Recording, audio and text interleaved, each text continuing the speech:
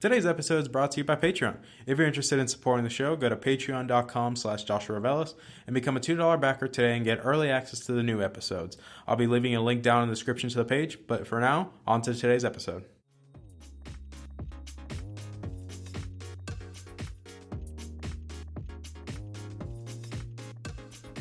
You're listening to the Augmented Experience podcast.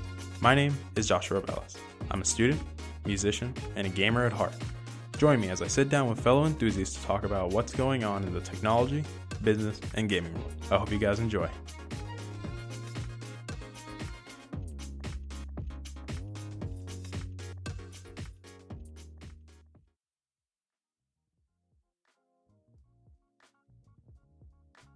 All right, everybody, welcome back to the show. My name is Joshua Revelis. I am your host as usual, and welcome back to episode 42.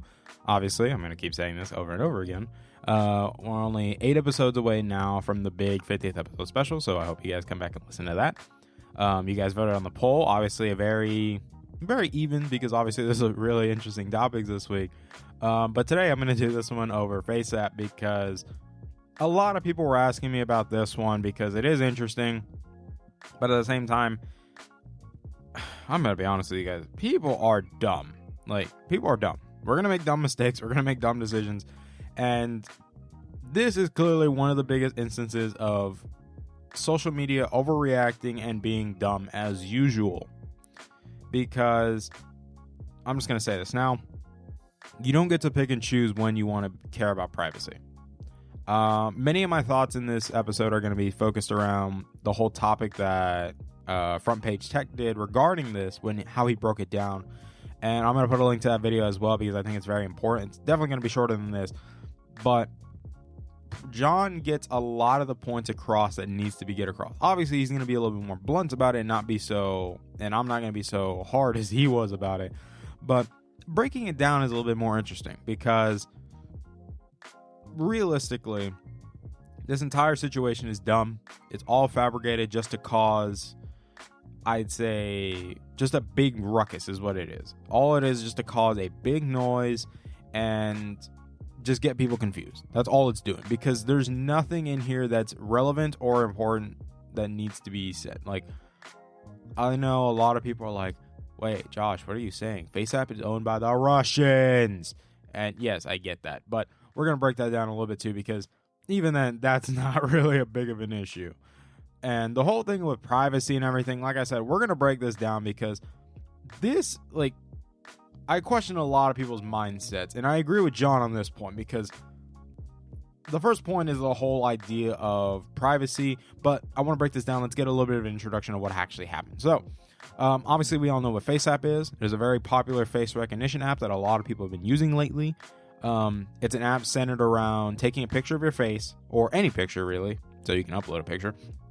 And that picture, you would be able to get an estimate of, I'd say, depending on what I saw, because I personally haven't used it, but based on what people have showed me, that you upload a picture, it goes into the servers, and the AI, obviously their AI of FaceApp is in the servers that does all the work, will take that picture that you uploaded and then do one of these options. So it will make you look older, so create a realistic photo of what you would look like if you were older. It would do things like, say, I think there was one with sunglasses and things like that. It was pretty dumb. The things with sunglasses, it could do that too. And in that regards, based on what I saw, so overall, yeah, it's pretty straightforward. It's just a facial recognition app. That's all it does. But I don't really need to go that much into detail about what FaceApp is because I'm assuming most of you have already used it. But the main thing that was trending on Twitter was the whole regards of either it was owned by the Russians, the whole privacy policy stuff, and overall the whole idea of stealing your data and things like that. So we're going to break down each one of those things. So first off is the whole Russian thing, because obviously I think that's probably the biggest one that everybody talks about the most. And obviously, yes, I understand why some people are very hesitant or very nervous when they hear like a Russian company that's being very popular in the US. I see why that's very concerning, especially because, like I mentioned before, I'm not going to go into politics because I don't care about that stuff. But yes, depending on who you ask, or really what was already shown on the news, is the whole thing regarding, like, some people be like, oh, the Russians messed with our election and things like that. But you have to keep in mind that FaceApp has been around for 2 years now. And yes, it may be a Russian company, but there's no big deal. Like, they haven't done anything. Like, obviously, if there's information that comes out saying that, yeah, they have been, selling our info to the Russian government, then yeah, there would be an issue. But if they've been around for this, like, at least 2 years now, so they're very new, but they've been around for a while now, and that doesn't really surprise me. But it also is interesting, too, because we complain about Russian companies, like, stealing our data and things like that, and privacy, but realistically, if you care about a lot about your privacy and data, your threats aren't foreign. Like, I get it. It's something foreign. Like, it's going to freak you out because it's like, oh, this is a foreign company. We don't know what they'll do with our info. It's the same reaction we have with the Chinese and Huawei. The exact same reaction. The only difference is one is a line of products specifically from a company, and this is just an app. And clearly an app, a free app especially, that anybody can get access to, unlike a Huawei phone or Huawei laptop or Huawei tablet, like whatever, that you have to spend money to get those products, and there's a risk, but that's what I said, is there's no evidence that they've taken data or anything. So the whole reaction, just because it's a foreign company essentially, isn't really justifiable. I think it's kind of dumb, and it's being blown out of proportions. Like, and if you really want to care, if the Russian government really cared, like, a lot of people, like, depending on who you ask, really, they're like, oh, if the Russian government really cared, just look at how they mess with our government, like how they mess with our election and everything. And it's interesting because the companies that they used to mess with the election was home companies. So Facebook and Twitter, actually. And I bet most of you didn't even know that either. That, yeah, if you really cared about that stuff, home companies sold you guys out. So, yeah, I don't think our worries should be foreign, but rather at home, really. That's for my US listeners specifically. That you can't be complaining about that stuff, because it doesn't, like, you sound dumb. Like, you're presenting an argument, and then essentially your argument is based on the foundation of blaming somebody else, yet your problem is mostly coming from people right behind you, or pretty much right around you, instead of somebody else that you don't know. But this leads into the next point with the whole thing of privacy and everything. And I'm going to agree with John on this one, in the sense that you can't just pick and choose when you want to care about your privacy and data. You can't pick and choose when you want to care about it. This isn't it's either you, realistically, it's not, oh, I trust this app with it, but I don't trust this app, or, such and such and such and things like that. Like, realistically, when it comes to data and privacy, it's either you are always focused about it or you don't care about it. That's how this works. There is no realistically, there is no in-between spot. You sound dumb if you try to argue an in-between spot. It's either you do care or you don't. That's how this works. And there's pros and cons to each side. That's why that you pick what you are comfortable with. Like, what are you willing to give up, essentially? And I've always told people this, especially when it comes to topics like AI, or like when you bring up things like, say, home assistants specifically, or assistants on your phone and stuff like that. You're going to have to give up something. Like, and this is a prime real life example that a lot of people tend to ignore, is the whole comparison with the Google Assistant and Siri. Yes, Siri sucks, and Google Assistant is awesome, and overall Google Assistant is the best assistant on the market, period. But it does require you to give up some of your information. It requires you to give up some data and, a little bit of your privacy, essentially. But in exchange, which is happening, realistically, it is an exchange of goods that you're providing your data and using yourself basically as a test subject, if you want to call yourself that, but you're essentially providing data to the assistant, and that assistant will be able to be better suited to help you. Siri, on the other hand, does not collect user data or anything like that. But because of that, it is very limited on what it can do, and sometimes it is dumb and slow, and it doesn't give the same accurate results that you're looking for. And you also have to keep in mind, when we're comparing the Google Assistant and Siri, one is clearly centered around one of the biggest search browsers on the entire planet, and the other one is more of a company that collects its own data, which Apple collects data too, so lol. But you get my point. Is that's a real life example, is you have to give something to get something. And I like how John broke this down specifically, because he brought up the whole idea of like the same people complaining about the whole privacy and data leakage are the same people that are logged into Facebook and Instagram. Facebook, I don't even need to go into detail, but I'll do it just to annoy you guys. And just to prove my point, when you have articles from the US Today stating like Facebook's latest privacy scandal, what we know about the company's way of handling users' data, you have to keep in mind, especially with Facebook, because Facebook owns a lot of stuff, if you actually didn't know. And the main ones they own that we know of are Face.com, Instagram, and WhatsApp. Those are the three main ones. And I see these people complaining about FaceApp, and I tell them, you're dumb.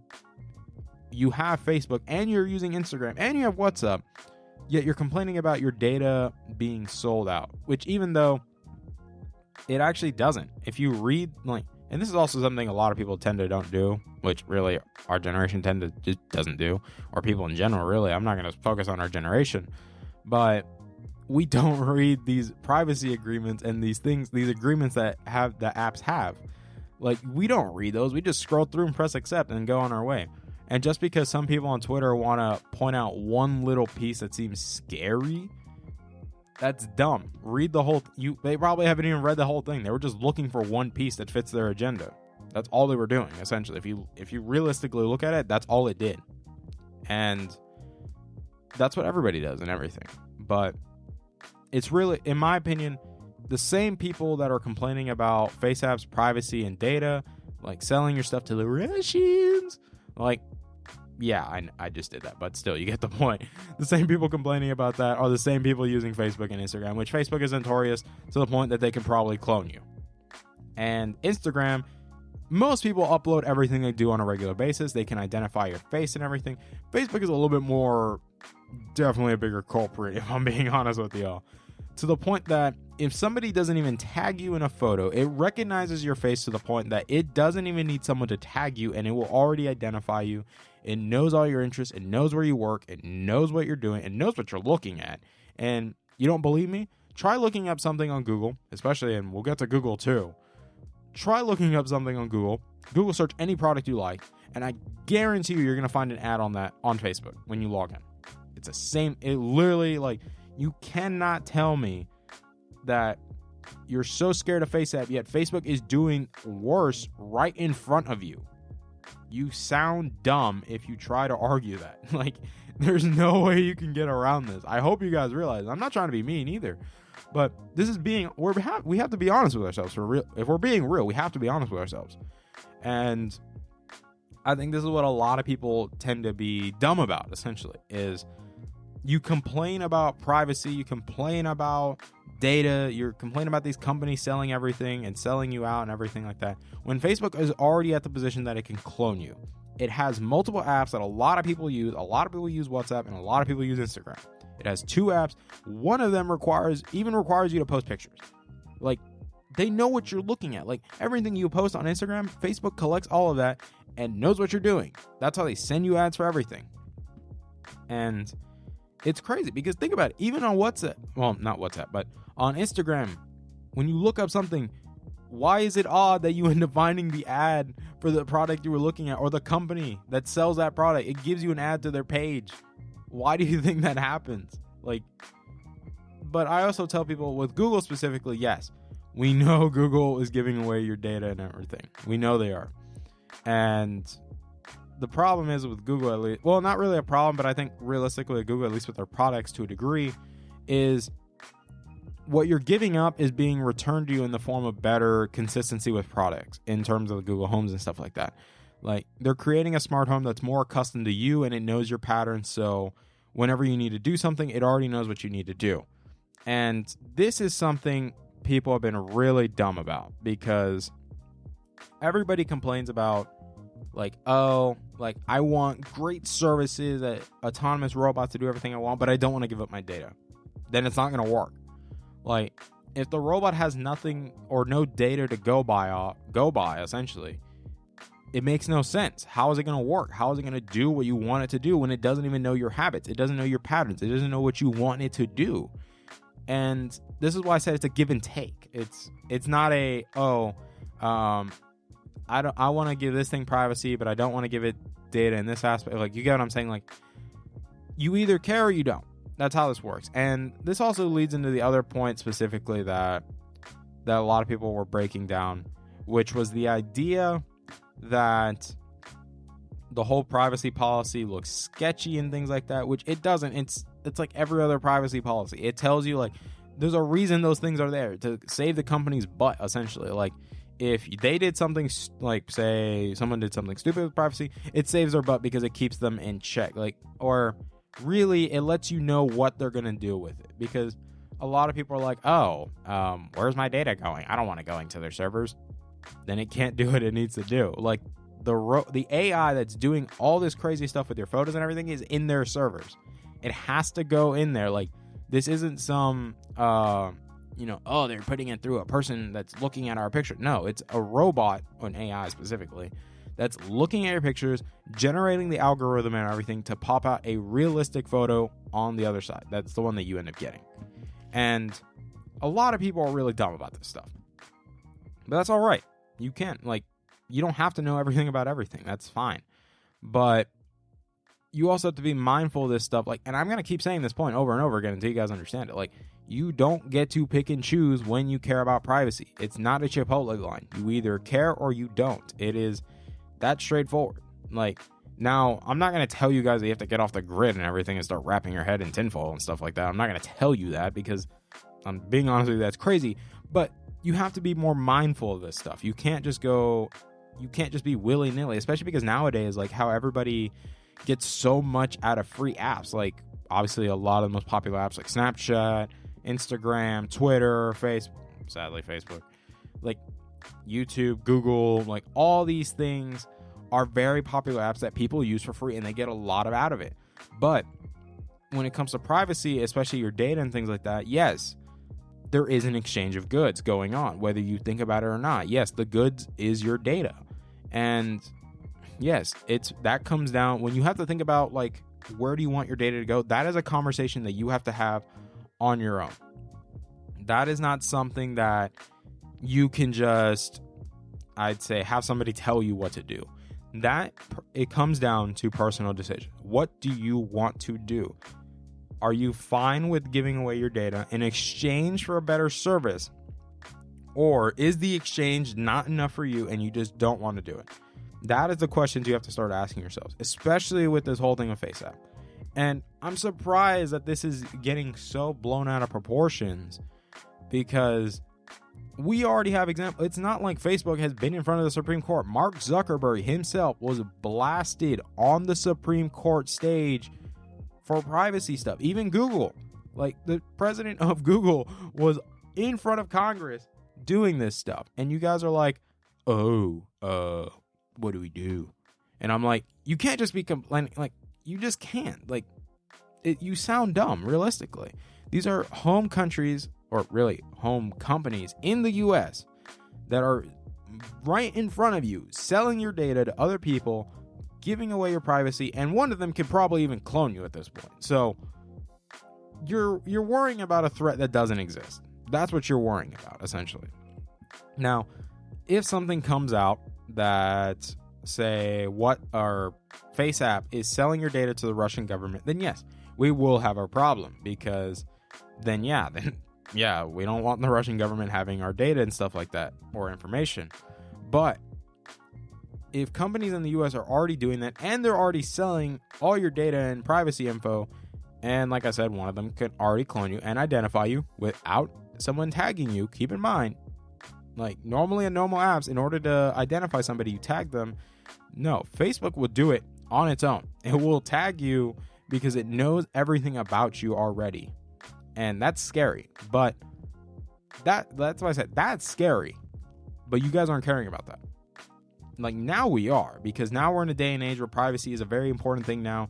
And data is also very important. We don't want our data being shared. But you also have to keep in mind, if we want AI to be the future and things like that, there is an exchange that has to give up. You have to give something up, like, to have something better. That's just how this works. Like, there is nothing free in life. That's why I said even these free apps, they're not free at all. Like, even though, yes, it says free and you're not paying a dollar for it, you're not paying like any money for it, but it's still not free because you're giving up something in exchange for it to work the way you want it to work. And obviously Facebook, that's pretty much how it operates. It pretty much operates like you give up your information and it will work the way you want it to work. Like, it will make it easier to find people, it will make it easier to see events you're interested in. Like, and then same thing with Instagram. Like, you're giving up some of your info so that you can put yourself out there. And for somebody that, say, like internet personalities and things like that, Twitter and Instagram are their best friends because it's the easiest way to promote yourself. But you're giving up some of your privacy because you're promoting yourself. You're promoting your life, your privacy. That's what you're promoting. And you obviously post videos about your content and stuff like that, but you're giving something away regardless, whether you care, whether you know about it or not. Like, you have to give something up to get something better. And the same thing even goes with Google Assistant and smart homes. Why? It tells you, if you read the privacy policy and things like that, it will tell you, yes, we will collect some of your data. You can limit on what data you give up, but it will still collect some of your data to get the best results. There's a reason it says that. Like, everything does that. Windows does it. Whether you think about it or not, Apple does it for sure. Like, they say that they don't. They do. And we have track records of them doing it. Like, nobody's safe. Like, everybody does it. But it's because it's a trade of service is what is going on. And I think it's really dumb that you have all these keyboard warriors going on Twitter and like, oh, our privacy, like, shut up. Like, you guys are stupid. You have no idea what you're talking about. You sound dumb. Like, okay, this is where I'm being a little mean, but it's the truth. Like, you sound dumb complaining about this because you found one little snippet of a privacy policy that's probably like 10 pages long and you didn't bother reading the rest. All you're doing is promoting your agenda. That's all you did. Like, you provided nothing useful to the conversation and you have done nothing. And you're also stating the obvious that people already knew for a long time already. You are not breaking some ground. You are not uncovering, like, the Holy Grail. Like, you haven't found anything important. We already knew about this for, like, a while now. Like, we knew all this stuff about privacy for a long time. Like, there is nothing new when it comes to privacy. Like, all we're doing is literally dealing with the repercussions of it. And obviously, we have to be more self-aware of what we want to give up and what we don't want to give up. That is what this has turned into. But a lot of people keep going into this, oh, we found new information, breaking ground, breaking news. There is nothing breaking about any of this. You guys are pulling smoke out of your butt and you're making up garbage, essentially. And that's what I tell you guys. Be careful of what you're listening to, because pay attention to what you're actually listening to. How does, like, wherever you get your information from, how are they presenting the information? Are they presenting you the original article? If they're quoting an article, are they presenting the original article? Are you watching the original video that they're critiquing? Are you actually, or are they just taking snippets out of it and just going with that instead of getting the full context, especially even the context of the person itself presenting the information? Are you guys actually doing that, or are you just going by what they tell you? Because if you're doing that, then you really need to rethink some of how you view life. Because that is a very dangerous way to view life. That you have to, in order to really understand something, you have to see it yourself. If you want more context, do the research yourself. Like, people can post you the links and articles and everything for you to break down the information and see how you interpret it. But it all comes down to understanding the full context. And a lot of people don't do this. That's why I tell you guys, be careful with stuff on Twitter when something's trending on there. Be very careful with stuff like that, because people will post literally just snippets or tad bits of an entire conversation and everything, and they won't post the full thing. They won't. Like, I'm guaranteeing you there's nobody that would post the full context, unless if they're just somebody that's bipartisan, does not care, and they want to have the full context for everybody to understand and everything with no issue. Then more power to them. I would probably follow them, because they're going to be an accurate source of news or information that you're trying to receive. But really, like I said, this whole debate with privacy and data and FaceApp and things like that, personally, it's super dumb. Like I told you guys, I never used the app before. All this is based on people that have already used it and have already posted their findings. And like I said, I'm also going to post a link to the John Prosser video. It's going to be like 8 minutes long. If you guys want a more blunt version and a more upfront approach to it, then I would consider watching John Prosser's video from Front Page Tech. Really great video. I love it. I watched it myself even before doing this stuff because I needed more information. I needed a fresh take to make sure I go into this giving you guys an unbiased opinion, which I hope I was able to do that. But I hope you guys enjoyed today's episode. I know it's short in comparison to what last week was. We had a lot of 30-minute episodes last week, but I thank you guys so much for your time. Thank you guys so much for listening. Obviously, we're very approaching the 50th episode special. I know we're hard at work at getting that done and everything. Ryan's busy editing the videos and stuff like that. But everything's going well on our end. I know we're just going to start recording the new surprise for the episode as well. I'm going to tell you guys this now. In terms of background music, that's not really going to change. Unless if he makes more music that I find that interests me and I want to use for the show, then yeah, we'll do that. But we're recording something new, and I hope you guys enjoy. So I hope you guys come back and listen to Friday's episode because you guys already voted. We're going to be talking about my time at Amazon. So hope you guys enjoy. I'll see you guys on Friday. Love you guys to death. Bye, guys.